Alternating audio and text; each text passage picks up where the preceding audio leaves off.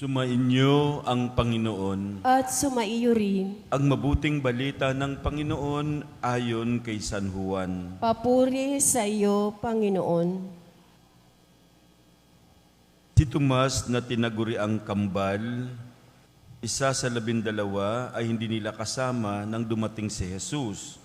Kaya't sinabi sa kanya ng ibang alagad, "Nakita namin ang Panginoon." Sumagot si Tomas, "Hindi ako maniniwala hanggat di ko nakikita ang butas ng mga pako sa kanyang mga kamay at naisusot dito ang aking daliri, at hanggat hindi ko naipapasok ang aking kamay sa kanyang tagiliran." Makalipas ang 8 araw, muling nagkatipon sa loob ng bahay ang mga alagad, kasama na nila si Tomas.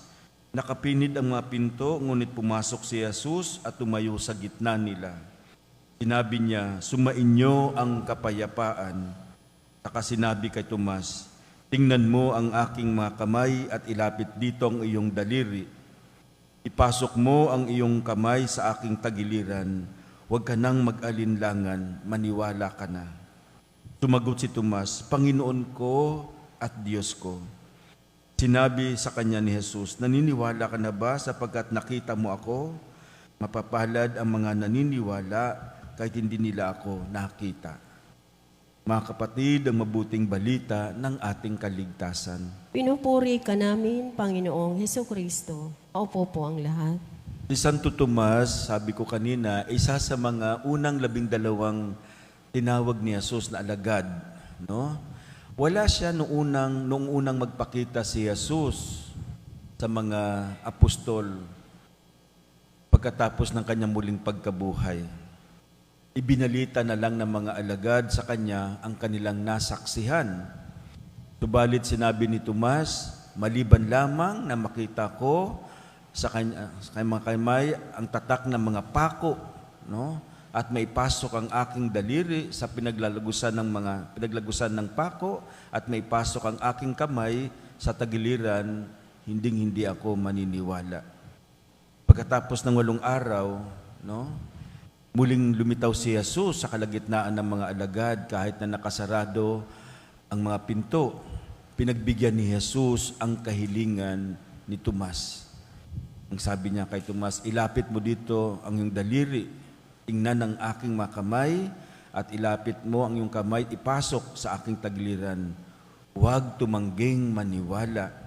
I think ito yung kung saan tinatawag siyang doubting Thomas. Hindi rin siguro si ganitong sitwasyon lang na siya nagdalawang isip. Marami sigurong mga pagkakataon nakasakasama nila si Tomas na parang kulang ang kanyang paniniwala. No? Kaya rin siya tinawag na the doubting Thomas. Kaya sinigaw ni Tomas yung kanang sentro ng pananampalatayang ng sambayan ng Kristiyano, "Panginoon ko at Diyos ko, my Lord and my God," na naging profession din ng marami sa atin. No? Lagi na rin natin sinasabi itong linya ni Thomas, "My Lord and my God." Sabi ng mga theologian, si Thomas daw ay may nakakatuwang karakter.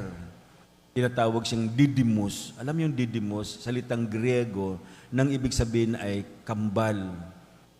Mukhang biro itong pagtawag sa kanya na kambal kasi wala naman siyang kakambal. Marahil there is this sense of duality sa kanya. Alam niyo yun, may kang kaibigan na parang may kinakausap yung sarili, nagsasalita, no? Parang may kausap pero wala namang kausap. May ganun ba kayong kaibigan? Minsan tumatawa ka, no? Minsan tawag natin sa Bisaya, may buang masiguro ni, no? Buang ba? No, may konting kasi nagsasalita sa sarili niya, di ba? Palagay ito yung karakter ni Tomas, kaya tawag sa kanya ay Didymus. Itinutukso siya. May kasalanan din tayo kasi pinagtatawanan natin yung ganitong mga kaibigan natin, no? Hindi lang siya ang may diferensya, baka tayo rin kasi malakas tayong tumawa. Kasi ba naman sinong hindi tatawa kapag may kausap siya, wala namang kausap, no? Buang ba? Wala siya nung 1 linggo at palagay ko okay lang sa mga grupo niya. Okay lang sa mga grupo niya, wala siya. Di ba may ganyan kang kaibigan? Kung dan siya, okay lang. Kung wala siya, mas okay. No? Kasi nga, hindi rin siya parang butt of joke eh. No? Kaya okay lang na wala siya. Parang may ganoong dynamics itong grupo nila. May kaibigan ba kayong ganon na pag wala siya, okay lang din? No? Parang hindi mo siya hinahanap. At lagi siyang may hugot. No? Kaya didimos talaga tawag sa kanya. Kasi pag kinausap mo naman siya, may hugot siya. May ganyan din ba kayong kaibigan? Sabi ni Tomas, hanggat hindi ko nakikitang butas ng kanyang kamay at paa, at hanggat hindi ko nilalagay ang kamay ko sa kanyang tagiliran, hindi ako maniniwala. Very loaded, no? Di ba? May hugot. Alam niyo, may nabasa ako, kadalasan daw, yung mga batang lumaking sinasaktan, no? Yung mga batang laging hindi pinagbibigyan, they are not trusting. Parang aso ba, pag lagi mo tinatali, lagi mo pinapalo, hindi siya magtatrust sa amo eh. Kahit na siya nagpapakain, no? Hindi agad sila naniniwala. Parang may ganoong dynamics. Baka may ganitong karanasan si Tomas kasi sabi ko nga, little is known of his early life. Baka may ganito siyang karanasan, no? Kaya hindi siya very trusting. At hindi lang siya wounded, pati na rin ang community niya. Sabi ko nga, hindi lang si Tomas ang may diferensya, baka itong community din, pinagtatawanan siya lagi siyang butt of jokes, no? Binibiro siya lagi. Posible na medyo nagkawatak-watak ang mga alagad matapos ipako at mamatay si Jesus. Kaya nga wala siya eh. No? Baka nagkawatak-watak din. And then, no, baka sinumbatan niya si Pedro. Ikaw, una kang tumakbo, no? Nawala ka, leader ka pa naman namin. May hugot kasi ito si Tomas, no? Baka yung nagkasumbat-sumbatan sila, kaya nagkawatak-watak. And this wonderful thing happened by healing Thomas. Hindi lang si Tomas ang pinagaling ni Jesus, pati na ang community. You have to accept Thomas. Kayo rin. Kaya tayo kapag pinagaling ang isang tao, dapat tayo rin kasama tayo doon. Hindi lang si Tomas ang pinagaling ni Jesus. Hindi lang si Tomas ang ibinalik niya sa kanila. Pati sila, pinagaling ni Jesus. And they became very accepting of Thomas.